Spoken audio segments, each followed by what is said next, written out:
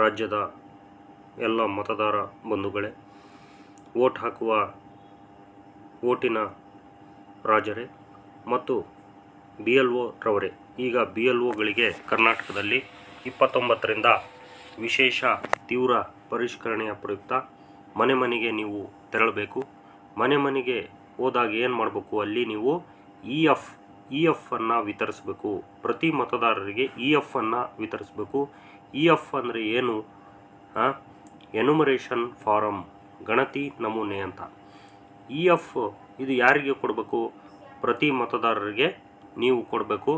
ನಿಮ್ಮ ವೋಟರ್ ಲಿಸ್ಟ್ನಲ್ಲಿರ್ತಕ್ಕಂಥ ಒಂದು ಪ್ರತಿ ಮತದಾರರಿಗೂ ಎನ್ಯುಮರೇಷನ್ ಫಾರಮ್ ಬರುತ್ತೆ, ಅವ್ರಿಗೆ ನೀವು ಕೊಡಬೇಕು.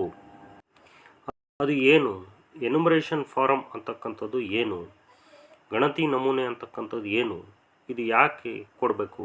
SIR ಸಮಯದಲ್ಲಿ ಮತದಾರರ ವಿವರಗಳನ್ನು ಸಂಗ್ರಹಿಸಲು, ಪರಿಶೀಲಿಸಲು ಭಾರತ ಚುನಾವಣಾ ಆಯೋಗ ಅಂದರೆ election commission of India ESI ಬಳಸುವ ಮೂಲ ದಾಖಲೆ ಆಗಿದೆ.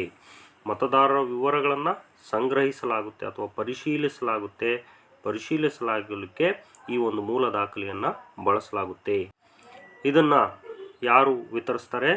ಬೂತ್ ಮಟ್ಟದ ಅಧಿಕಾರಿಗಳು, BLOಗಳು ಈ ನಮೂನೆಗಳನ್ನು ಮನೆ ಮನೆಗೆ ವಿತರಿಸಬೇಕು. ಈಗ SIRನಲ್ಲಿ EFಗಳ ಬಗ್ಗೆ ಅಂದರೆ ಎನ್ಯುಮರೇಷನ್ ಫಾರಮ್ಗಳ ಬಗ್ಗೆ ಪ್ರಮುಖ ಅಂಶ ಏನಪ್ಪ ಅಂದರೆ, ಇದು ಮೊದಲೇ ಪ್ರೀಫಿಲ್ಡ್ ಅಂದರೆ ಭಾಗಶಃ ಇದನ್ನು ಭರ್ತಿ ಮಾಡಲಾಗಿರುತ್ತದೆ. ಅಂದರೆ ಪ್ರತಿಯೊಬ್ಬ ಮತದಾರರು ತಮ್ಮ ಹೆಸರು, ಎಪಿಕ್ ID, ಅವ್ರಿಗೇನಾಗಲಿ ಎಪಿಕ್ ID, ವೋಟರ್ ID ಕೊಟ್ಟಿರ್ತಾರೆ, ಅದರ ID, ವಿಳಾಸ, ವಿಧಾನಸಭಾ ಕ್ಷೇತ್ರ, ಫೋಟೋವನ್ನು ಈಗಾಗಲೇ ಮುದ್ರಿಸಿರ್ತಾರೆ. ಆ ಮುದ್ರಿಸಿರ್ತಕ್ಕಂಥ EF ಅಂದರೆ ಎನ್ಯುಮರೇಷನ್ ಫಾರಮನ್ನು ಕೊಡ್ತಾರೆ. ಈ ಫಾರಮ್ ಪ್ರತಿ ಒಂದು ವೋಟರ್ ಲಿಸ್ಟ್ನಲ್ಲಿರುತ್ತೆ. ಆ ವೋಟರ್ ಲಿಸ್ಟ್ನಲ್ಲಿರ್ತಕ್ಕಂಥ ಪ್ರತಿ ವೋಟರ್ಗೆ ಈ ಒಂದು ಎನ್ಯುಮರೇಷನ್ ಫಾರಮ್ ಬರುತ್ತೆ. ಈಗ ಅದರಲ್ಲಿ ಮತದಾರರು ಏನನ್ನು ಭರ್ತಿ ಮಾಡಬೇಕು? ಅಂದರೆ ಭಾಗಶಃ ತುಂಬಿರುತ್ತೆ, ಪೂರ್ತಿ ತುಂಬಿರಲ್ಲ ಆ ಫಾರಮು. ಆ ಫಾರಮ್ನಲ್ಲಿ ಮತದಾರರು ಏನು ತುಂಬೋದು? BLOಗಳು ಕೊಟ್ಟು ಹೋದ್ಮೇಲೆ ಜನ್ಮ ದಿನಾಂಕ ತುಂಬಬೇಕು, ಮೊಬೈಲ್ ಸಂಖ್ಯೆ ತುಂಬಬೇಕು, ಆಧಾರ್ ಅಂದರೆ ಐಚ್ಛಿಕ ಇದು ತುಂಬೋದು, ಅವರ ಒಂದು ವಿವೇಚನೆಗೆ ಬಿಟ್ಟಿದ್ದು, ಪೋಷಕರು, ಸಂಗಾತಿಯ ವಿವರ ಅಂದರೆ ಹೆಂಡತಿಯ ವಿವರ, ಪೋಷಕರು ತಂದೆ ತಾಯಿಯ ವಿವರಗಳನ್ನು ನೀವು ಕೊಡಬಹುದು. ಕೊನೆಯ SIR ಮತದಾರರ ಪಟ್ಟಿಗೆ ಅಂದರೆ ಲಿಂಕ್ ಅಂದರೆ ಅವರ ಒಂದು ಲಾಸ್ಟ್ 2002ರ ಒಂದು ಪಟ್ಟಿಯ ಮಾಹಿತಿಯನ್ನು ಕೊಡಬೇಕು. ಅಂದರೆ 2002ರ ಪಟ್ಟಿಯಲ್ಲಿ ಅವರು ಯಾವ ವಿಧಾನಸಭಾ ಕ್ಷೇತ್ರದಲ್ಲಿ ವಾಸವಾಗಿದ್ದರು, ಅವರ ಒಂದು ಸೀರಿಯಲ್ ನಂಬರ್ ಏನು, ಅವರ ಭಾಗದ ಸಂಖ್ಯೆ ಏನು ಎಂಬುದನ್ನು ಅವರು ಇದನ್ನು ತುಂಬಬೇಕಾಗುತ್ತೆ. ಈಗ ಇದು ವಿತರಣೆ BLOಗಳು ಈ ಒಂದು EF ಎನ್ಯುಮರೇಷನ್ ಫಾರ್ಮ್ಗಳನ್ನು ಸಂಗ್ರಹಿಸಲಿಕ್ಕೆ ಕೊಟ್ಟು ಸಂಗ್ರಹ ಮಾಡಬೇಕು. ಅಂದರೆ ತುಂಬಿಸ್ಕೊಂಡು ವಾಪಸ್ ಇಸ್ಕೋಬೇಕು. ಪ್ರತಿ ಮನೆಗೆ ಕನಿಷ್ಠ 3 ಬಾರಿ ಭೇಟಿ ಕೊಡಲೇಬೇಕು. ಕೊಟ್ಟು ಅದನ್ನು ಇಸ್ಕೋಬೇಕಾಗುತ್ತೆ.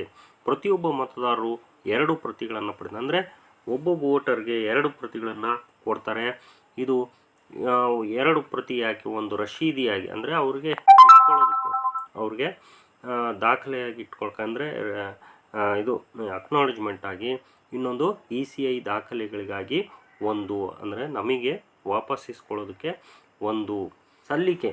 ಅಂದರೆ ವಾಪಸ್ಸು ಅವರು ಯಾವ ರೀತಿ ವೋಟರ್ಗಳು BLOಗಳಿಗೆ ಹಸ್ತಾಂತರಿಸ್ಬೋದು ಅಥವಾ ESI ವೆಬ್ಸೈಟ್ ಅಂದರೆ ESI ಆ್ಯಪ್ ಮೂಲಕನೂ ಅವರು ಆನ್ಲೈನು ಸಲ್ಲಿಸ್ಬೋದು. ಆನ್ಲೈನ್ ಸಲ್ಲಿಕೆಗೆ ಅವಕಾಶ ಕಲ್ಪಿಸಲಾಗುತ್ತೆ. ESI ಆ್ಯಪನ್ನು ಅವರು ಡೌನ್ಲೋಡ್ ಮಾಡ್ಕೋಬೇಕಾಗುತ್ತೆ ಅಥವಾ ವೆಬ್ಸೈಟಿಗೆ ಭೇಟಿ ನೀಡಿ ಆನ್ಲೈನ್ನಲ್ಲಿ ಅವರು ಸಬ್ಮಿಟ್ ಮಾಡಬಹುದು. ಇದು ಏಕೆ ಮುಖ್ಯ ಅಂದರೆ, ಇದು ಎನ್ಯುಮರೇಷನ್ ಫಾರಮ್ಮು ಯಾರು ಸಲ್ಲಿಸ್ತಾರೋ ಅವರ ಮತದಾರರ ಹೆಸರುಗಳು, ಸಲ್ಲಿಸಿರ್ತಕ್ಕಂಥ ವೋಟರ್ಗಳ ಹೆಸರುಗಳನ್ನು ಕರಡು ಅಂದರೆ ಕಚ್ಚಾ ಮತದಾರ ಪಟ್ಟಿಯನ್ನು ಪ್ರಕಟಿಸ್ತಾರೆ, ಅಲ್ಲಿ ಅದರಲ್ಲಿ ಸೇರಿಸ್ತಾರೆ. ಯಾರು ಈ ಒಂದು ಎನ್ಯುಮರೇಷನ್ ಫಾರ್ಮನ್ನು ಸಲ್ಲಿಸಲು ವಿಫಲರಾಗ್ತಾರೆ ಅಥವಾ ಕೊಡೋದಿಲ್ಲೋ, ಅಥವಾ ಅವರು ಯಾರ್ದು ಎನ್ಯುಮರೇಷನ್ ಫಾರ್ಮು ಇರೋದಿಲ್ಲೋ ಅಥವಾ ಅವರು ಕೊಡೋದಿಲ್ಲೋ ಅವರನ್ನು ಆ ಒಂದು ವೋಟರ್ ಲಿಸ್ಟ್ನಲ್ಲಿ ಸೇರಿಸೋದಿಲ್ಲ, ಅಂದರೆ ತೆಗಿತಾರೆ ಅಂತ. ಅವರು BLOಗಳು EF ಅಂದರೆ ಎನ್ಯುಮರೇಷನ್ ಫಾರಮ್ ಜೊತೆಗೆ ಬೇರೆ ಯಾವುದೇ ದಾಖಲೆಗಳನ್ನು ಸಂಗ್ರಹಿಸೋದಿಲ್ಲ. ಇತರೆ ದಾಖಲೆಗಳನ್ನು ಅಂದರೆ ಎಣಿಕೆ ಸಮಯದಲ್ಲಿ BLOಗಳು EF ಅನ್ನು ಮಾತ್ರ ಸಂಗ್ರಹಿಸ್ತಾರೆ. ಅಗತ್ಯವಿದ್ದರೆ ಪರಿಶೀಲನಾ ಹಂತದಲ್ಲಿ ದಾಖಲೆಗಳನ್ನು ಕೋರಲಾಗುತ್ತೆ ಅಷ್ಟೇ.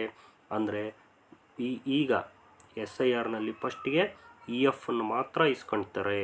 ಈಗ ಒಂದು ಪ್ರಶ್ನೆಗೆ ಇನ್ನೂ ಉತ್ತರ ಸಿಕ್ಕಿಲ್ಲ. ಎಲ್ಲ ವೋಟರ್ಗಳಿಗೂ ಕೂಡ ನಾವು ಇದನ್ನು ವಿತರಿಸ್ಬೇಕಾ ಅಂತಂದೇಳಿ. ಅಂದರೆ ಈಗ ಮ್ಯಾಪಿಂಗ್ ಮತ್ತು ಪ್ರೊಜೆನಿ ಎಲ್ಲ BLOಗಳು ಎಲ್ಲ ನಾಗರಿಕರು ಮಾಡಿಸಿರ್ತಕ್ಕಂಥವ್ರಿಗೂ ಈ ಒಂದು EF ಅಂದರೆ ಎನ್ಯುಮರೇಷನ್ ಫಾರಮ್ ಬರುತ್ತೋ ಅವ್ರಿಗೂ ವಿತರಿಸ್ಬೇಕೋ, ಅಥವಾ ಯಾರಿಗೆ ಮ್ಯಾಪಿಂಗ್ ಮತ್ತು ಪ್ರೊಜೆನಿ ಆಗಿಲ್ವೋ ಅವ್ರಿಗೆ ಮಾತ್ರ ವಿತರಿಸಿ ಅವರ ಮಾಹಿತಿ ಪಡ್ಕೋಬೇಕಾ ಅನ್ನೋದೊಂದು ಪ್ರಶ್ನೆಯಾಗಿದೆ. ಇಷ್ಟು EF ಬಗ್ಗೆ ನನಗೆ ತಿಳಿದಿರ್ತಕ್ಕಂಥ ಮಾಹಿತಿಯನ್ನು ತಿಳಿಸಿದ್ದೀನಿ. ಇದು ನಿಮ್ಗೆ ಇಷ್ಟ ಆದಲ್ಲಿ ನೀವು ಲೈಕ್ ಮಾಡ್ಬೋದು, ಶೇರ್ ಮಾಡ್ಬೋದು ಮತ್ತು ಸಬ್ಸ್ಕ್ರೈಬ್ ಮಾಡ್ಬೋದು.